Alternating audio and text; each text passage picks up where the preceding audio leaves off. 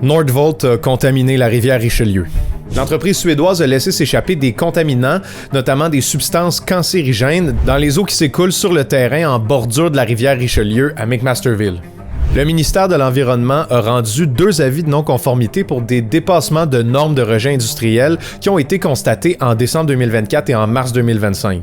Pour les 18 fois où l'entreprise a rejeté plus de contaminants qu'elle ne le devrait, aucune amende n'a été imposée par le gouvernement. Des mesures correctives ont plutôt été mises en place. Bon, on connaît pas l'ampleur de la contamination parce que ces données-là n'ont pas été révélées par le gouvernement. Si l'aspect plus technique vous intéresse, vous pouvez lire ce texte-là disponible sur le site du Devoir. On se rappelle, le terrain de Nordvolt était déjà pollué avant l'implantation de l'entreprise. Le site avait anciennement été utilisé pour faire des produits chimiques, des fertilisants et des explosifs. Et le gouvernement avait décidé de ne pas le faire décontaminer ni de mener d'études d'impact environnemental avant le début du projet. D'ailleurs, le projet, son avenir est plutôt incertain en ce moment. La branche européenne de Nordvolt a déclaré faillite il y a quelques mois et selon un reportage de Radio-Canada, il y a même plusieurs dirigeants de Nordvolt au Québec qui démissionnent en ce moment.